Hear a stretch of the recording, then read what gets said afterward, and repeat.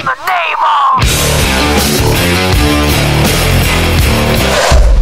Ang Rage Against the Machine ay isang American rock band na nabuo noong 1991. Ang grupong ito ay kinabibilangan ng bokalista na si Zack De La Rocha, bassist at backing vocalist na si Tim Comerford, ang gitarist na si Tom Morello, at ang drummer na si Brad Wilk.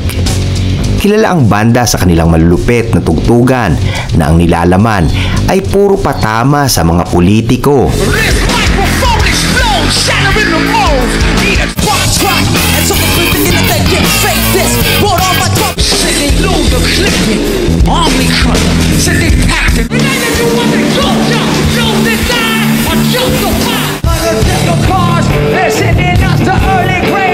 As of year 2010 ay nakabenta na sila na mahigit 16 na milyong record sa buong mundo. Kaya naman sila ay naging inducted sa Rock and Roll Hall of Fame noong 2023. Pero sino nga ba ang Rage Against the Machine? Paano nabuo ang bandang ito? Gaano katindi ang mga patama na mga kanta nila sa gobyerno? Hindi ba sila natatakot? Asa na ang kanilang banda matapos silang iwan ang kanilang bokalista? At yan ang ating pag-uusapan. Kung bago ka pa lang sa aking channel, ay hinihiling kong mag-subscribe ka na. Pindutin mo na rin ang notification bell upang updated ka sa mga video na gaya nito. Let's go! Ang Rage Against the Machine ay nagsimula sa Los Angeles, California noong 1991. Pero bago magsama-sama ang mga miyembro nito bilang isang grupo, ang bokalista na si Zack De La Rocha ay nabibilang pa sa bandang Inside Out. Si Zack ay biktima ng matinding pambubuli sa kanyang buong kabataan dahil sa Mexican heritage nito. Kaya naman ito na rin ang nagtulak sa kanya upang pasukin ang musika. Nabuwag naman ang kanyang sinasamahang banda. Yan ay nang hindi sila nagkasundo ng ibang mga member sa gusto nilang estilo ng tugtugan. Nais kasi ni Zack na gawing patungkol sa politika at rap style ang tatahaking musika ng kanilang grupo. Dito nga niya nabuo ang kantang Rage Against the Machine at Darkness of Greed, pero hindi ito nailabas dahil nga nagwatak-watak na sila. Pero kahit ganun ang nangyari, ay nagpatuloy pa rin itong si Zack De La Rocha sa kanyang hilig. Siya ay nagpe-perform ng hip-hop music at nagsimula na rin mag-freestyle rap sa mga local clubs. Dito na rin siya napanood ng gitaristang si Tom Morello at nagustuhan nito ang kanyang mga kanta. Nakaka-relate kasi itong si Tom sa mga lyrics na ginawa ni Zack dahil maaga itong namulat sa usaping politika at mga prinsipyo. Ang ama kasi nitong si Tom Morello ay isang revolusyonaryo at ang kanyang nanay naman ay isang aktivista. At isa pa, katulad din ni Zack, ay biktima rin siya ng mga pambubuli. Kaya naman mabilis na nagkaintindihan ang dalawang ito. At sakto naman nakaka-break lang din ng banda ni Tom na Lock Up. Kaya naman naghahanap ito ng mga makakasama sa bagong banda. Sa kalaunay kinausap ni Zack ang kaibigan nito na isang bass player na si Tim Comerford upang isama. Tinawagan naman ni Tom si Brad Wilk na nakilala niya nang mag-audition ito sa Lock Up upang maging drummer na nag-audition din sa bandang Pearl Jam. Pero nabigo naman itong matanggap alinman sa dalawang banda. Noong makumpleto na silang apat, pinangalan nila sa kanilang banda ang kantang isinulat ni Zack. Ito na nga ang Rage Against the Machine. Mula dito ay gumawa sila ng 12 kanta at inirecord nila ito sa isang cassette tape. Ibinenta nila ito ng $5 kada isa sa tuwing sila ay mayroong live show at nakabenta sila ng 5,000 copies. Ipinasa din ito ng banda bilang demo sa iba't ibang recording company tulad na lang ng Atlantic Records. Pero imbes na bigyan ng pagkakataon ng grupo na magkaroon ng label, nag-produce ang mga ito ng maraming kopya at inirelease sa ilalim ng pangalan ng kumpanya nila na Atlantic na wala man lang pahintulot ng grupo. Sa madalit sabi mga tropa, pinirata ng mga ito ang album ng Rage Against the Machine. At noong malaman ito ng banda, mas pinili na lang nila na manahimik. Pero nang marinig ito ng Epic Records, naging interesado ito sa kanilang banda at kaagad silang binigyan ng kontrata. Ginamit din ito ng nasabing kumpanya pero inilabas ito sa ilalim ng kanilang pangalan. Kaya pagkatapos ng halos isang taon, noong November 3, 1992, ay inilabas na ang kanilang kauna-unahang album na self-titled na Rage Against the Machine. Nakapaloob nga dito ang kanilang mga singles tulad ng Killing in the Name, Bullet in the Head, Bomb Truck, at Freedom. Mabilis itong nakakuha ng commercial success at na-certified kaagad ng Recording Industry Association of America bilang triple platinum at pumalo sa number 42 sa Billboard 200 na nag-number 1 naman sa Billboard Hit Seeker chart. Inilagay din ito bilang pang number 24 sa 100 Greatest Metal Album of All Times ng Rolling Stone magazine. Lumawak naman ang kanilang fan base nang sila ay magkaroon ng mga tour sa iba't ibang panig ng US. Naging bahagi din ang Rage Against the Machine sa idinaos na Lollapalooza noong 1993. Pero ganun pa man ay marami naman ang tinamaan sa kanilang mga kanta, lalo na ang mga nasa gobyerno o mga tao na hindi nila kaparehas ng paniniwala dahil nga ang mga nilalaman ng kanilang kanta ay puro pambabatikos na patungkol sa mga nanunungkulan. Lumabas naman ang mga bali-balita na nabuwag na ang Rage Against the Machine dahil sa hindi na nasundan ang kanilang naunang album dahil nga mas nag-focus ang banda sa kanilang mga tour. At pagkalipas ng ilang taon, noong April 16, 1996, ay inilabas nila ang pangalawa nilang album na pinamagatang Evil Empire. Kasama dito ang kanilang singles na Bulls on Parade, People of the Sun at Vietnam. Naging kontrobersya naman ang pangalan ng kanilang album na ito dahil ang katagang Evil Empire ay ginamit noong early 80s ng dating presidente ng Amerika na si Ronald Reagan upang maisalarawan ang Soviet Union. Pero para sa grupo ay pwede rin nila itong gamitin upang maisalarawan naman ang bansang Amerika. Naging number 1 naman ito sa Billboard 200 at naging certified triple platinum.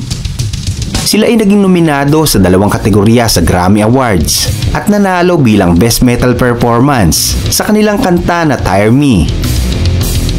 Naging opening act naman sila ng bandang U2 noong 1997 at ang kanilang kinita sa nasabing concert ay idinonate nila sa iba't ibang charity institution. Subalit dito na nagsimulang pigilan ng pulisya ang banda sa kanilang mga concert dahil di umano'y nalalabag nila ang violent anti-law enforcement philosophies. Pero hindi naman nagpapigil ang grupo at nailabas pa nga nila ang pangatlong album na Battle of Los Angeles noong November 2, 1999 kasama ang mga kanta tulad ng Guerrilla Radio, Sleep Now in the Fire at Testify. Naging number 1 ito sa Time Magazine at naging Best Music of 1999. Pumalo kaagad ito sa number 1 sa Billboard 200 at naging number 1 sa The Rolling Stone Critic Pick at itinanghal bilang Best Album 1999 at naging certified 2 times platinum sa US at triple platinum naman sa Canada. Naging gold status naman ito sa ibang bansa gaya ng Japan, New Zealand at UK.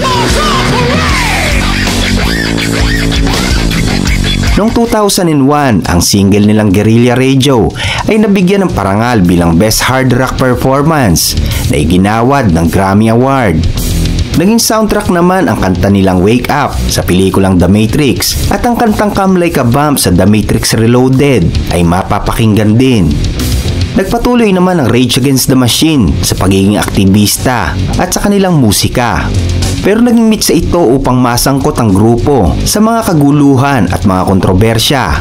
Kaya na lamang nang subukin nilang pasukin ng sapilitan ang New York Stock Exchange para sana ito sa music video ng kanilang kanta na Sleep Now in the Fire. Nakakuha naman ito ng simpatya sa mga tagahanga ng banda at nakaisa pa mga ito sa kanila.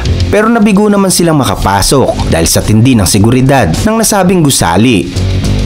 At noong year 2000 sa ginanap na MTV Video Music Award ay sobrang nakakahiya at malaking kontrobersya naman ang ginawa ng bassist nila na si Tim nang ito ay umakyat sa scaffolding ng stage. Ayon sa kanyang mga kabanda, plano talaga ni Tim na umakyat dito pero nung matalo sila ng Limp Bizkit sa award ay itinuloy pa rin ito ang kanyang planong pag-akyat. Sinubukan naman itong pigilan ng mga member pero hindi talaga ito nagpapigil at dahil dito ay nakulong si Tim ng isang araw. Ang bokalista naman na si Zack De La Rocha ay nag-walk out sa nasabing awards night dahil nga sa nakuha nitong kahihiyan na kagagawa ng kanyang kabanda. At sa kaparehong taon ng October 18 ay marami naman ang nagulat. Yan ay nang inanunsyo ng bokalista nila na si Zack ang biglaang pag-alis nito sa banda. Ayon dito ay wala naman silang problema tungkol sa paniniwala sa politika. Ang malaking dahilan daw ng kanyang pag-alis ay dahil hindi na sila magkasundo-sundo kahit sa maliit na bagay. Kaya pagkatapos noon ay nag-focus ito sa kanyang solong proyekto sa musika. At ang tatlong naiwan naman ay sinubukang maghanap ng bagong bokalista. Pero kahit ganun ang nangyari, sinabi nila na bukas pa rin ang kanilang ugnayan. Sa katunayan, 2 buwan matapos ang paglisan ni Zack ay nakapaglabas pa sila ng kanilang pang-4 na album. Yan na nga ang album na tinawag nilang Renegades na naglalaman ng mga cover songs mula sa mga sikat na artist gaya ng The Rolling Stone, Bruce Springsteen at Bob Dylan. Ngunit ipinagbawal naman sa radyo ang kanilang musika noong nangyari ang pag-atake sa US noong September 11, 2001. Nagkaroon kasi ng Clear Channel Memorandum na kung saan ay ipinagbawal na mapakinggan sa radyo ang mga sensitibong awitin. Napakaraming ang kanta ang naapektuhan noong mga panahon na yon. Kasama na nga dito ang lahat ng awitin ng Rage Against the Machine. Pero hindi nagtagal ay pinayuhan naman sila ng music producer na si Rick Rubin na magsama-sama muna sila ng bokalistang si Chris Cornell ng Soundgarden. At dito nga nabuo ang isa pang banda, yan ay ang tinawag na Audioslave. Hindi ito kaparehas ng banda nila na Rage Against the Machine na puro patama sa politika ang mga nilalaman ng kanta. Ilan nga sa album na nailabas ng Audioslave ay ang self-titled na Audioslave noong 2002, Out of Exile noong 2005 at Revelation noong 2006. Ilan naman sa kanilang mga kanta ay ang Like a Stone, Be Yourself, Dandelion, Revelation at iba pa. Nakakuha sila ng 3 Grammy Award at bumenta ng tinatayang 9 million copies. Sila din ang kauna-unahang American band na nakapagsagawa ng open-air concert sa Cuba. Subalit nabuwag naman ang kanilang banda noong February 15, 2007 dahil sa pag-alis ng kanilang bokalista na si Chris.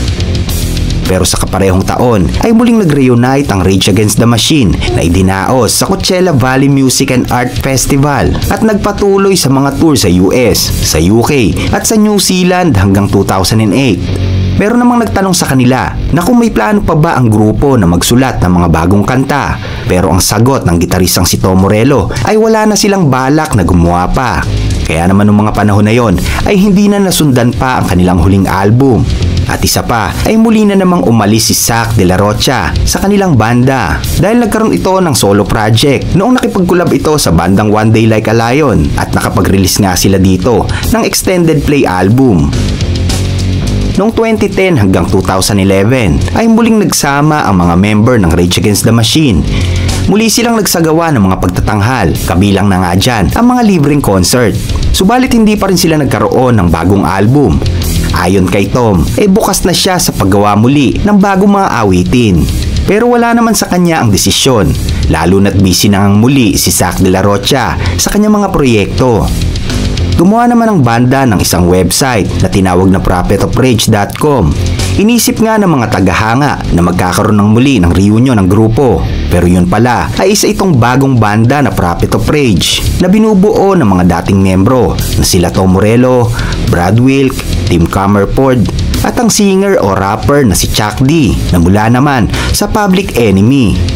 Pero kahit ganun ang nangyari, sa paglilinaw ni Tom hindi naman sila naghiwalay ng Rage Against the Machine. Noong 2017 ay naging eligible naman ang Rage Against the Machine sa Rock and Roll Hall of Fame pero nabigo naman silang ma-inducted. Kasabay naman sa taon na ito ay nabuwag na rin ang kanilang banda na The Prophet of Rage. Muli namang naging nominado ang Rage Against the Machine sa Rock and Roll Hall of Fame noong 2018 at nasundan ito noong 2019 hanggang 2021. Pero sa kasamaang palad ay nabigo na naman silang masungkit ang karangalan na ito. Noong 2019 ay nagkaroon ng reunion ang grupo. Noong February 20, 2020 ay inanunsyo nila ang Public Service Announcement Tour na pinakaunang muling world tour nila makalipas ang 20 taon. Pero hindi naman ito natuloy kaagad dahil inaabot sila ng pandemya. Nakapag-concert lang silang muli noong July 9, 2022. At noong August 11 sa kaparehong taon ay kinansila naman nila ang kanilang pagtatanghal sa UK at iba pang mga nakaschedule sa nasabing bansa dahil sa natamong pinsala ni Zack de la Rocha sa kanyang paa. Noong November 3, 2023 ay dumating na ang pinakahihintay nila dahil inducted na sila sa Rock and Roll Hall of Fame, pero si Tom Morello lang ang tanging umattend sa nasabing seremonya. At noong January 3, 2024 ay inanunsyo ng drummer nila ang ikatlong breakup ng Rage Against the Machine at nilinaw na hindi na sila magkakaroon pa ng mga tour at hindi na muling tutugtog sa mga live concert. Sa kabuuan mga tropa ay nagkaroon lang sila ng 4 na studio album, 2 live album, 1 compilation, 4 na video album, 15 music video, 17 singles, at 1 demo album.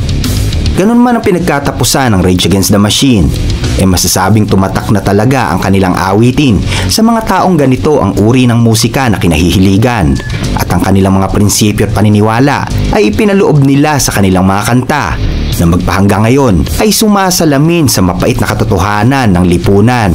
Salamat po mga tropa sa inyong walang sawang pagsubaybay sa Gintong Araw TV Vlog.